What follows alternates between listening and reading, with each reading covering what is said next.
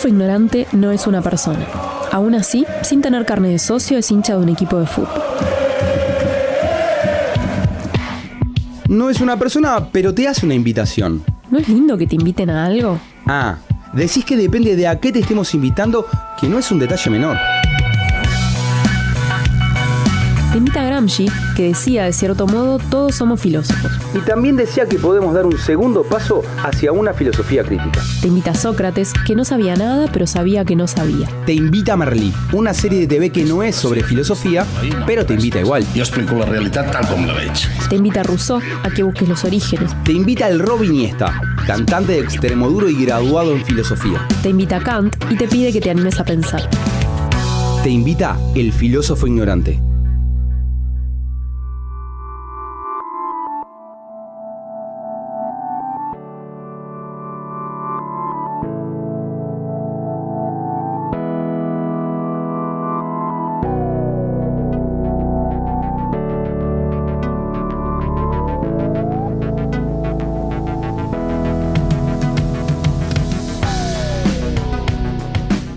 Buenas noches, ¿cómo andan todos por ahí? ¿Cómo andas, Marce? Buenas, ¿cómo estamos? ¿Qué dice? ¿Me está saliendo un tono alegre o algo así? ¿Alegre? Sí, porque si es alegre es mentira. Estoy enojado. No te está saliendo un tono alegre. No puedo ni mentir bien. Menos mal que no estamos en el quiero retruco, porque estaría quedando regalado en ese caso, viste que en el truco si no sabes mentir, medio que gileás. Sí. Pero bueno, viste cómo son la estas ventaja. cosas.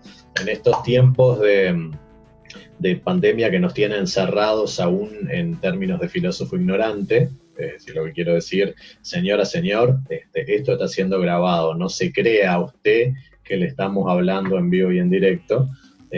A su vez son pandemias de regreso en la educación y eso ofusca, no por el regreso en sí, sino por las condiciones del mismo. ¿Te pongo un ejemplo cortito? Dale, por favor. Vos viste que no voy a trabajar acá cerca en general, ¿no? Sino que me tengo que mover unos 50 kilómetros más o menos. Una de las cosas que aprendí hoy es que el ómnibus que solía traerme a una hora determinada, a las 23:20, no está existiendo. Opa, sacaron esa frecuencia de ahí. Y porque viste que los ómnibus han sacado muchas frecuencias con estos líos, y bueno, pero hacemos de cuenta que volvemos igual y que está todo bien, ¿no? O sea, esa parece ser la consigna, y una consigna que va a tener que tener en cuenta que en materia de educación, si volver a lo presencial de esta manera, al menos en formación terciaria, va a implicar, o estaría implicando, asumir un retraso mayor al que teníamos, porque bueno, ahora va a ir la mitad de gente, el tiempo, veníamos trabajando virtual, pero si vamos a trabajar presencial, uno no le puede dedicar a lo virtual la misma cantidad de tiempo. Bueno, pero eso a veces no está puesto arriba de la mesa, así como no estuvo puesto arriba de la mesa la discusión sobre el transporte, porque mucho 1,5 metros en el aula, lo cual me parece bien, y mucha ventilación en el aula, lo cual me parece bien, pero si luego las frecuencias de transporte no son las mismas y vamos a viajar por ende más apretados y con mayor dificultad, hay allí como una especie de cuestión contradictoria, y vos sabés lo que a mí me molestan las contradicciones, ¿no? No, generan mucha incomodidad. Me tocó viajar en ómnibus en una hora, capaz que pico, no lo tengo tan claro porque no es tan notorio que sea una hora, no era tan notorio para mí, por ejemplo, que sea una hora pico, y me tocó estar parada, inclusive, en ese cuadradito del ómnibus donde entramos varios, la plataforma. Pasajeros, la plataforma. La vieja y querida, que qué mal le hace, ¿no? En este momento, porque la posibilidad de estar lejos es ninguna, digamos, ¿no? Tiende a cero. Y bueno, y genera ahí, estábamos todos con nuestros tapabocas y todos muy prolijos, pero teniendo conciencia aparte de esa cercanía, ¿no? Y ese cierto peligro que uno percibe o puede percibir respecto de esto de la cercanía. Pero bueno, no quedaba otra, o sea, había que tomarse el ómnibus, había que encararla, o sea, no había otra opción. Es que ese es el problema, cuando estamos hablando de transporte, sobre todo a lugares donde no llegás más o menos a pie, que capaz que podés hacer el esfuerzo, no hay otra, o sea, no es una cuestión. Tampoco estás en una situación de decir, bueno, que dejo que te pase y que venga el otro, me tomo el de atrás. No podés ese tipo de cosas. Una pregunta íntima, ya que esto lo escucha tu mamá y mi mamá. No se anduvo toqueteando arriba del ómnibus con nadie, ¿no? Mantuvo, además del tapaboca, no hubo contacto. Bueno, uy, qué silencio, qué silencio. No, porque me quedé pensando que podríamos hacer un programa sobre las experiencias de contacto arriba del ómnibus. No hubo contacto, pero sí, bueno, claro, percibía un codo muy cerca de mi brazo, ese tipo de cosas que capaz que en otro momento no me hubiera alertado de ningún modo, ni me hubiera producido ninguna sensación rara. Pero claro, ahora uno está como más atento, ¿no? Sin estar paranoico, porque no es mi caso, pero bueno, estás atento como más a la proximidad, a dónde, ¿no? Dónde te pones vos y dónde se pone el otro. Pensé que estás como más, ¿no? Más fino. Es más, vos sabés que me estoy imaginando lo siguiente. En otros momentos de la historia, uno viajaba en el ómnibus y supóngase que le toca una señorita al lado de esas bien preciadas. Y bueno, y que viste que a veces el bamboleo del ómnibus hace que determinados movimientos, dada la inercia y eso, se den y uno decía, bueno, bienvenido sea ese acercamiento físico, aunque no sea del todo. Claro. Y ahora ya me imagino diciendo, epa, la manito, señorita, saque usted de ahí, haga el favor. ¿Cómo nos ha cambiado el mundo esto? Sí, y en eso también de lo proxémico, ¿no? O sea, que esa cosa de la sensación corporal del otro y la presencia, como Montevideo en ese sentido, y digo Montevideo porque es la experiencia que tengo de vivir en esta ciudad y haber visitado otras, como Montevideo igual permite una cierta distancia entre personas, ¿no? Porque recuerdo, no sé, viajes en otros transportes, en otros lados, donde esa proximidad uno la nota como abusiva porque no está acostumbrado a poner el cuerpo tan cerca de otra persona. No sé, por ejemplo, una experiencia que divago, pero Bogotá, hora pico, centro de Bogotá, hora pico, para tomar el transporte público. El Transmilenio. Transmilenio, sí. Fue impresionante, esa experiencia fue increíble, pero nunca había estado tan pegada a la gente en mi vida. Creo que creo que en un 76 que venía del cerro, cuando tenía, no sé, 6 años, cuando se subía por atrás a los ómnibus, debo haber tenido una experiencia de ese tipo, porque quedaba bajita, quedaba chiquita, pero nunca me había pasado de sentir esa sensación de ser uno con la multitud, digamos, ¿no? Exacto, y hay culturas donde eso ya está admitido. Tan admitido que en otros ámbitos donde de repente no tienen esa necesidad, porque en el transporte no tenés mucho más remedio, vos ves que repiten ese mecanismo, qué sé yo, por ahí estás en un museo y viene un tipo y se te pega al lado, así, pegadito, y vos decís, hijo, no.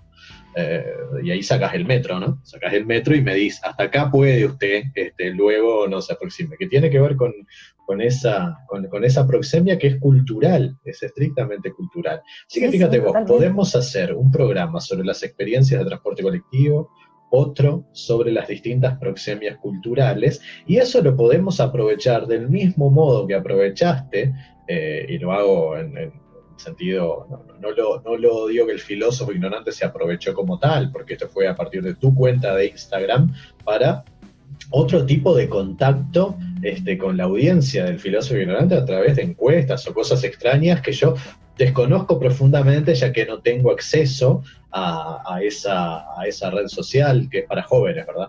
Como yo, por ejemplo. Claro. Obvio. Le pusimos una encuesta a nuestros seguidores allí en Instagram, porque claro, el programa pasado tuvimos este nuevo formato del filósofo muy ligado al truco, ¿no? Muy ligado a ese juego que tanto nos gusta. Entonces, bueno, lo que le preguntábamos era quién les enseñó, porque si hay algo clave en esto es quién te enseñó a jugar el truco. O sea, uno no se olvida de eso, porque es un juego que merece un tiempo, ¿no? Y una práctica de alguien que aparte con alguien que te esté guiando, ¿no? Con un maestro, con alguien que va a ser un referente para vos.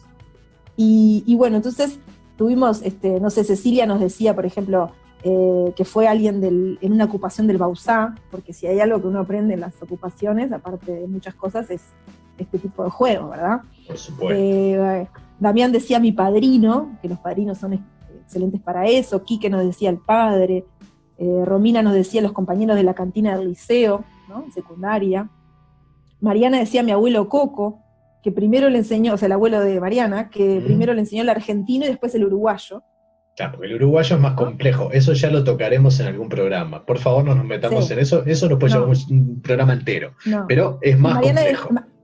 Y Mariana anotaba método, porque claro, o sea, hay como reglas, formas y así.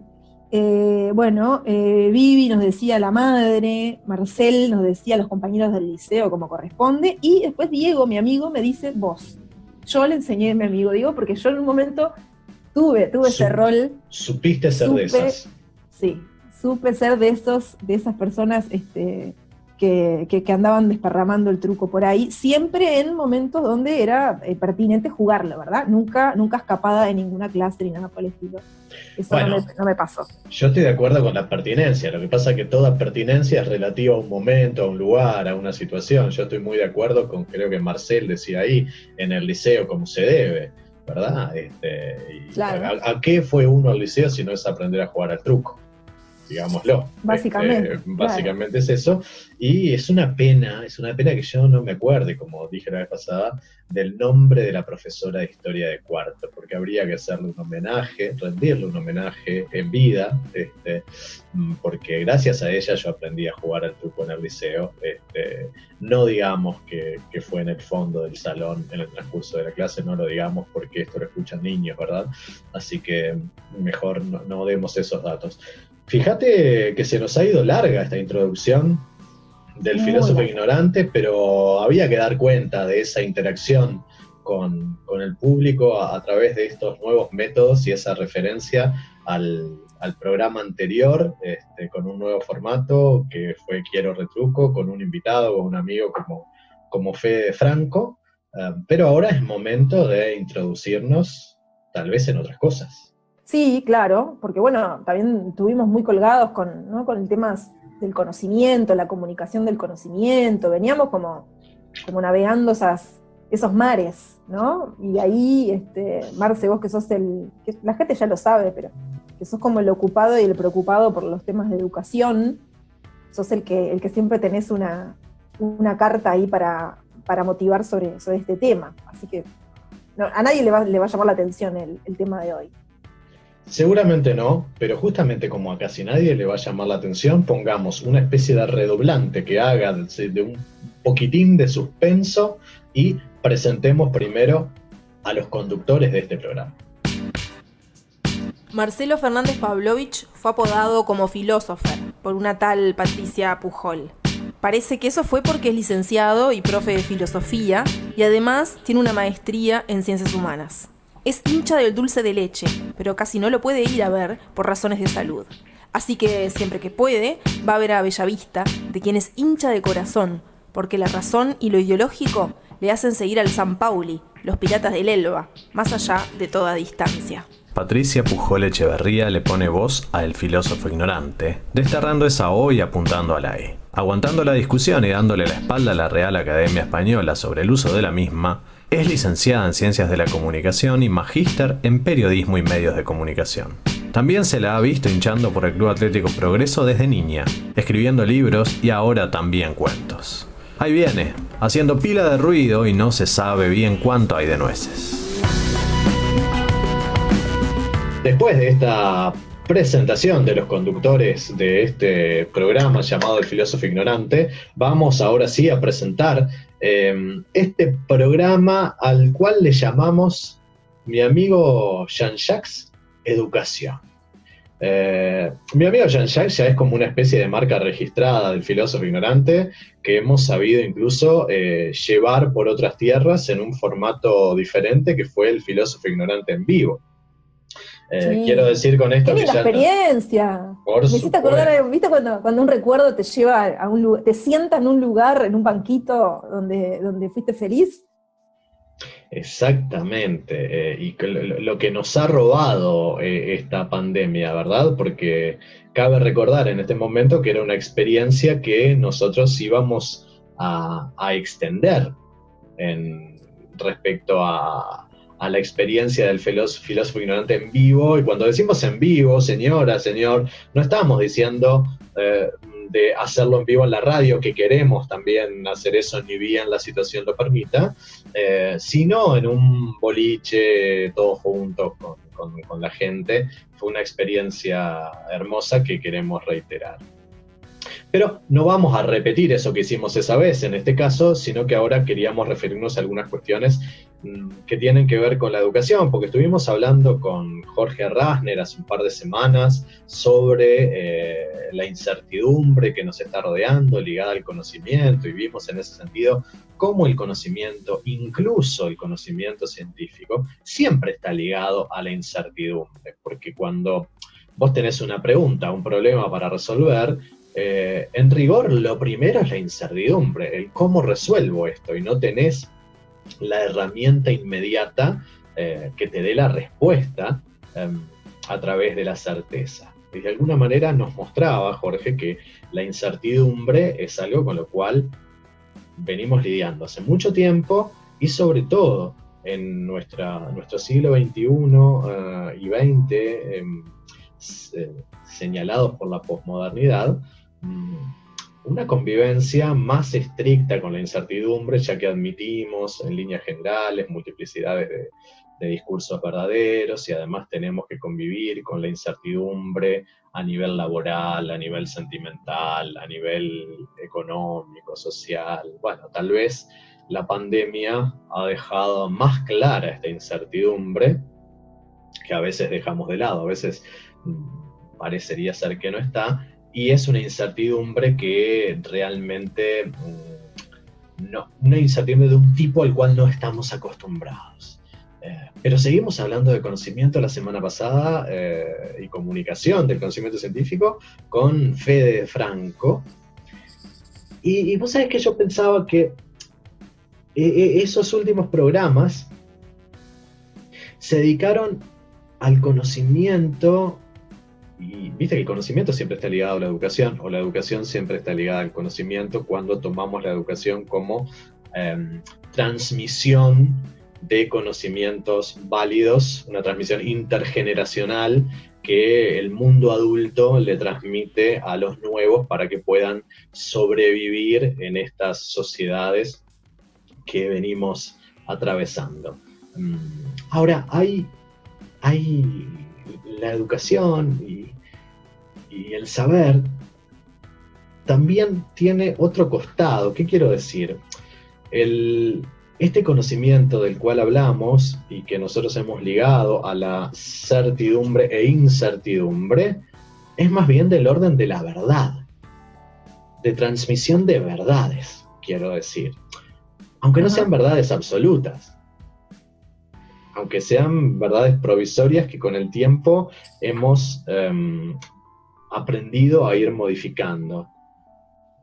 Pero a su vez, lo educativo, la educación, el propio conocimiento, puede tener o apelar a otro orden que podríamos llamar el orden moral, en este sentido. Entonces hoy vamos a hacer una linda mezcla de conocimiento en el terreno del orden de la verdad y de conocimiento en el terreno de lo moral. Porque cuando hablamos de educación, una de las preguntas claves, te diría, es más, yo te voy a hacer la pregunta y vamos a ver qué tan en Orsay quedamos, porque, digámoslo, esto no está en el libreto, esto no está en lo que hemos llamado el guión de producción, pero yo lo voy a hacer igual. Imaginemos que Patricia envía a alguien que quiere mucho y que es pequeño, supongamos un familiar X, el que vos tengas ganas de imaginarte, el tipo de relación que sea, familiar o amiguito, no importa, pequeño, que vaya a la escuela y después al liceo. ¿qué sería lo fundamental que debería aprenderse allí? ¿Qué pienso yo? La pregunta es, ¿qué pienso yo? ¿Qué piensa Patricia? Sí, ¿qué piensa Patricia? ¿Qué querrías vos que le enseñen a un niño o niña que vos querés mucho en su tránsito escolar primario y básico, digamos? No es una pregunta. Bueno, ahí se me mezclan dos cosas en principio. Todo lo relativo al desarrollo del ser humano en sociedad, por ejemplo, que sea bueno con sus compañeros, a compartir, no sé, el valor de la amistad, el valor de hacer en conjunto con otros, ¿no? De equivocarse y de volverlo a intentar, como eso, por un lado, y por otro lado, capaz que lo estrictamente académico, que es, bueno, todo aquello que es considerado las habilidades, digamos, como para aprender a leer, a escribir, ¿no? Todas esas cuestiones que después sirven como para la vida, son instrumentales, digamos, para la vida posterior. O sea, sería como dos ramas ahí, ¿no? De alguna manera, esto que vos acabás de responder, y lo hiciste además de forma muy rápima para lograr... ¿Pasé? Yo creo que sí, yo creo que el examen lo pasaste, sí. Sí, no te vas a marzo, digamos, o a febrero. Menos mal, mira. Pero no, creo que además respondiste con contundencia, más allá de es muy difícil marcar aciertos o errores en tu respuesta, porque en última instancia allí está en juego tu convicción. Sí creo que respondiste de una forma sumamente interesante y rápida una pregunta que en rigor es muy gruesa.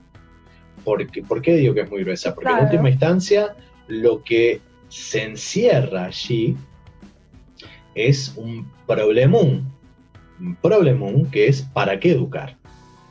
¿Para qué sirve la educación?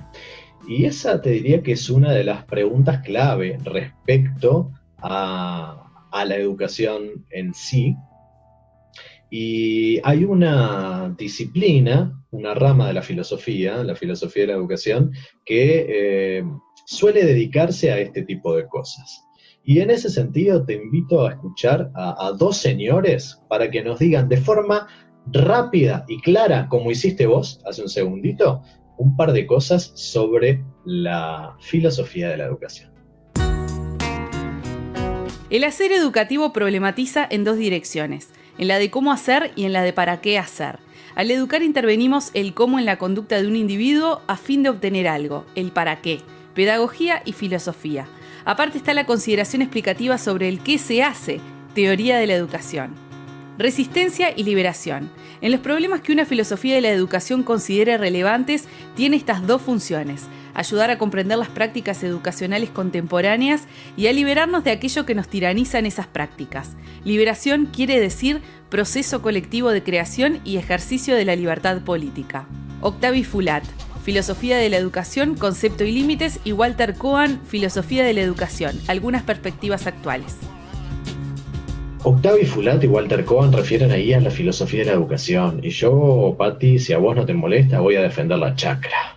Este es el momento donde, cuchillos arriba de la mesa, estamos defendiendo las horas docentes referidas a la asignatura. No tanto, pero viste que respecto a educación hay a veces mucho énfasis en el cómo educar. Creo que desde un tiempo a esta parte se discute muchísimo cómo educar. ¿Qué quiero decir con esto? Todo el tema de las TIC, el hecho de que de repente los gurises se aburren y entonces hay que hacer la clase, a veces se usa el término entretenida y realmente es para mí un término muy complejo de asumir, pero sí interesante. Bueno, y se discute entonces cómo enseñar, cómo educar. También se discute el qué muchas veces, ¿sí? Qué es la educación y qué es lo que hay que transmitir. Ahora, a mí me parece que esas preguntas son dependientes directamente de una pregunta que no voy a decir que es mayor, pero que en última instancia le da sentido a las otras, que tienen que ver con ¿para qué? Es decir, ¿para qué vas a educar? Y bueno, y en función del para qué habrá ciertos contenidos, entre comillas, y habrá un cómo llevarlos adelante. Lo interesante... Ahí falta te corto para decirte Dale. que pasándolo casi por las W del periodismo, falta quiénes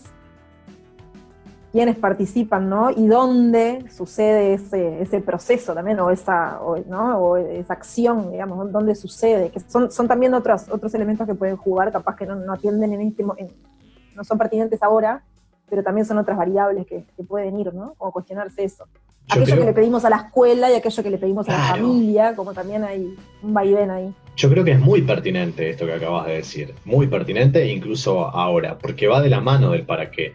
Porque, a ver, ¿qué quiero decir?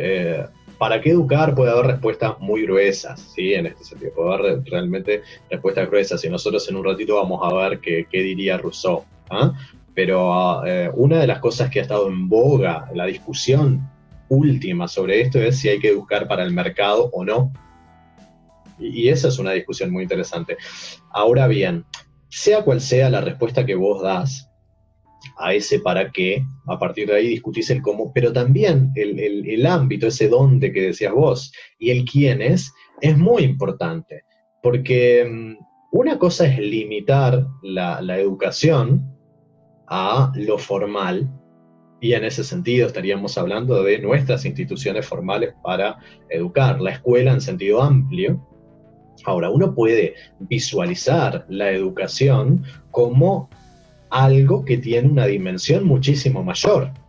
Es decir, ya allí el dónde pasa a ser mucho más amplio y el quiénes también, porque tal vez casi todo vínculo pueda visualizarse como un vínculo educativo. Y esto que vos traías de la comunicación, bueno, los medios, los medios, al menos en un sentido, educan, claro que educan. Y en general no se los mete mucho en las discusiones sobre educación, digamos, ¿no? No forman parte de la discusión. ¿Qué queremos que eduquen los medios, por ejemplo?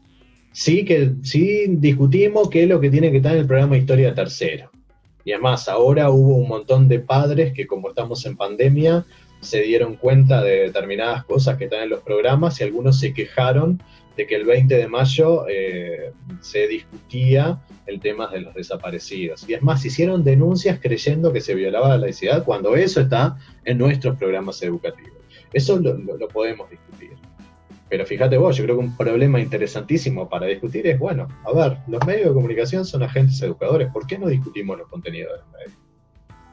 Usted, Pujol, que es dueña de medios de comunicación, ¿por qué no discutimos los contenidos de sus canales, de lo que pone usted en su Instagram, póngale?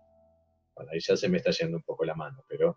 Sí, esa discusión respecto de los medios, capaz que sí la veo más nítida, sobre todo en aquellos medios cuya gerencia es el Estado, ¿no? O los públicos, que están como mucho podrían estar de algún modo como en debate de para qué, de cómo comunicar allí y qué prácticas tienen que seguir esos medios que se supone que buscan como un bien común, y no esos simples niveles de empresa, ¿no? que pueden tener los medios, que son empresas privadas, ¿no? Y tienen intereses particulares económicos y así.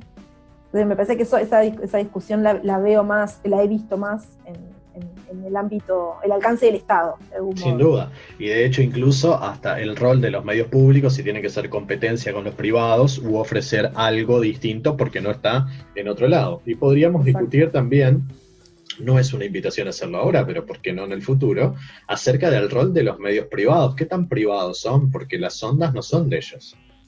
Las ondas son públicas, entonces ¿hasta dónde podemos hablar de medios estrictamente privados? Está bien, sí, ciertamente hay una cantidad de recursos que ellos ponen, pero ellos están haciendo uso de algo que es de todos, así que en cierto sentido también serían públicos. Ahora, hay una respuesta que no es la de educar para el mercado, que daría Rousseau a esa pregunta de ¿para qué educamos?, que en cierto sentido se va a enrabar con lo que decía Cohen hace un ratito de las funciones de resistencia y liberación. Pero dejemos a nuestro amigo JJ que hable en primera persona. En el orden natural, siendo todos los hombres iguales, su vocación común es el estado del hombre. Y quien quiera que esté bien educado para esto no puede cumplir mal con cuanto se relacione con esta condición. Poco me importa que a mi alumno se le destine a las armas, a la iglesia, al foro. Antes que la vocación de los padres, la naturaleza le llama a la vida humana. Vivir es el oficio que yo quiero enseñarle. Saliendo de mis manos, él no será, convengo en ello, ni magistrado, ni soldado, ni sacerdote. Será precisamente hombre. Todo lo que este hombre deba hacer y deberá hacerlo en la necesidad tan bien como precise. Y cuando la fortuna tenga a bien hacerle cambiar de lugar, él permanecerá siempre en el suyo. Jean-Jacques Rousseau, Emilio. Ahora, qué sugerente esto de enseñar para vivir. Me parece muy, muy sugerente, porque bueno, lo que hablábamos también al comienzo, ¿no? Como estaba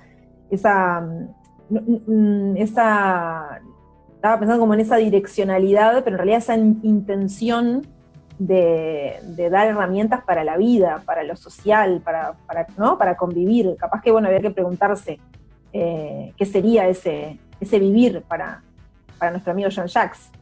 Sin duda, y vos sabés que ahí como que se separa claramente del mercado, ¿no? No quiero enseñarle el oficio de sacerdote, soldado, ni siquiera filósofo, nada. Quiero vivir ese oficio que quiero enseñarle, ¿no? Entonces no hay allí una preparación para algo estricto y puntual, sino que lo que se propone es de una integralidad bastante imponente. ¿Y qué será eso de vivir? Yo lo que te cuento, hay un parrafito del Emilio que también es muy interesante, porque Rousseau se pone a sacar cuentas y dice: a ver, la cuarta parte de nuestra vida no sabemos vivir porque estamos recién dando nuestros primeros pasos. La otra cuarta parte de la vida estamos durmiendo, trabajando y ese tipo de cosas, y tampoco nos dedicamos a vivir. La otra cuarta parte de la vida, en realidad, ya estamos medio clenques, ya estamos en la bajada y no la podemos disfrutar. Tenemos tan poco para vivir que por favor intentemos disfrutarlo. Y esto que parece algo casi te diría sensual, de alguna manera implica que la educación no solo debe enseñar a vivir, sino cuando Rousseau está hablando de enseñar a vivir, está hablando de vivir bien.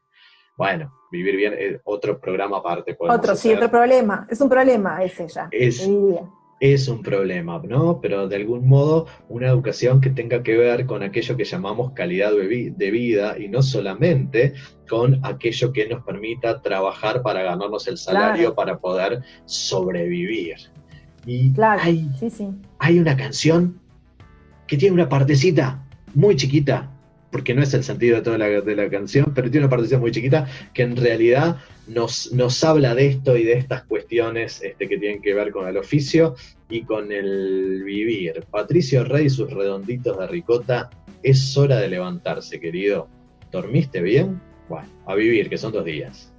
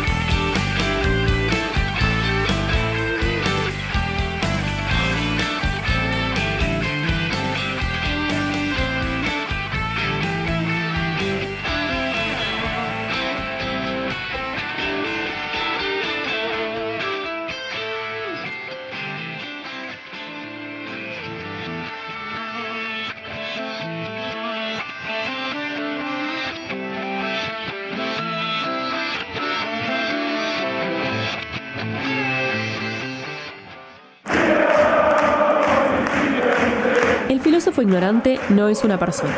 Aún así es hincha de un equipo de fútbol, por elección y por cuestiones ideológicas. El filósofo ignorante.